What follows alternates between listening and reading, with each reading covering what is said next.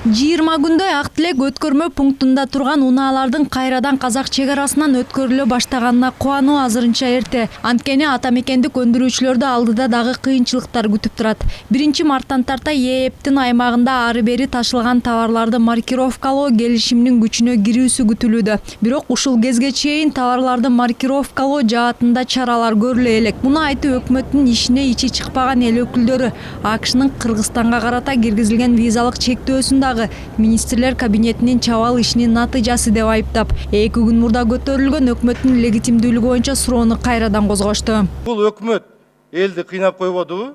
Ошон үчүн коалицияны дагы караш керек. Же өкмөттү мындай кыйноо элди чабал иштерине же өзүнүн учурунда реакция жасап, ошо легитимдүүлүк жөнүндө жооп берип коюп, анткени көп суроолор болот. Ат башы боюнча түшүндүрмө иштер болгон жок. Өкмөт берген убадаларын убагында аткарбайт деп депутат Марлен Маматалиев дагы нааразы. Ал 2019-жылдын декабрында премьер-министрдин февраль айында жарандардын жеке маалыматтарын коргой турган мамлекеттик орган түзүлөт дегенин эске салды. Белгилей кетсек, анда өкмөт башчы жарандын макулдугусуз жеке маалыматтарды жайылтуу фактыларын жоюу керек жана мыйзамсыз аракеттерден коргонуу үчүн атайын ишкана түзүү тапшырмасы коюлаарын айткан. Маматалиев азыр болгону 7-8 миң сомго каалаган кишинин персоналдык маалыматынан тарта анын баскан турганы, ким менен сүйлөшкөнү тууралуу кеңири материал чогултууга мүмкүн болуп калганын белгиледи. Дагы мына жеке нотариуска кирип көрүңүз. Мына мен өзүм кирип көрдүм. Эгерде сизде колуңузда копия паспорт, же болсо паспорт, же жөн эле пин-код жарандык болсо, сиз ошол пин-кодду киргизсеңиз, толугу менен сизге маалымат чыгарып берет. Кайсыл жерде жашайт, семейный положениясы кандай, канча баласы бар, толугу менен ачык айкын чыгат. Бул эмнени билдирет? Бул деген бизде ошол ГРСте, соцфонддо, налоговыйда болгон база данныхка доступ.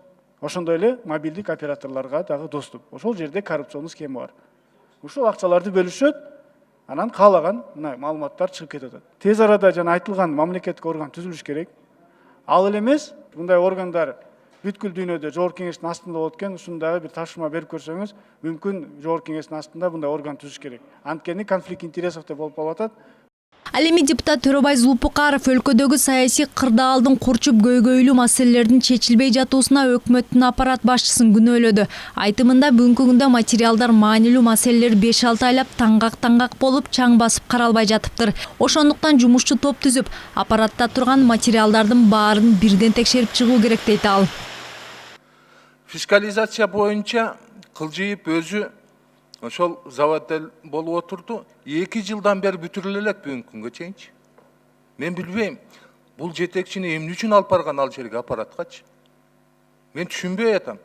Парламентарийлер чек ара кызматында да комплекстүү текшерүү иштерин жүргүзүүнү демилгелешти. Себеби соңку айларда 2 чек арачынын аталган кызматтагы коррупция боюнча билдирүүлөрү бул тармакта көйгөйдүн курч экенинен кабар берет. Ошол эле учурда мамлекеттик органдардагы былыктарды айтып чыккандардын куугунтукталышы, буга чейин кабыл алынган жемкорлук тууралуу кабарлаган адамдарды сыйлоо тууралуу мыйзамдын иштебей жатуусунун кесепети дейт эл өкүлдөрү. Я хочу отметить, чтобы правоохранительные органы взяли под контроль этот вопрос, провели мыйзамсыз иштерди жасагандарды жаап жашырбай коррупция боюнча ачык айтып чыгуу учур талабы. Ал эми механизмдери боюнча айтсам, буга чейин кабыл алынган коррупция боюнча кабарлаган адамдарды коргоо жана аны акча менен сыйлоо тууралуу мыйзам ушул күнгө чейин иштей элек. Себеби өкмөт анын иштеши үчүн тийиштүү актыларды кабыл алышы керек. Бул мыйзам коррупция тууралуу анонимдүү кабарлайм деген жарандарды коргоп, сыйлык алуусун камсыздамак.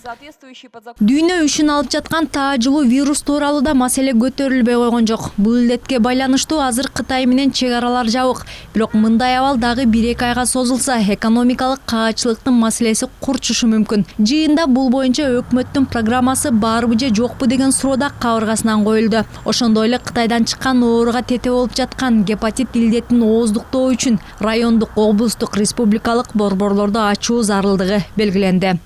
Чынара Нурсеитова, Тилек Жуматаев, Нью ТВ.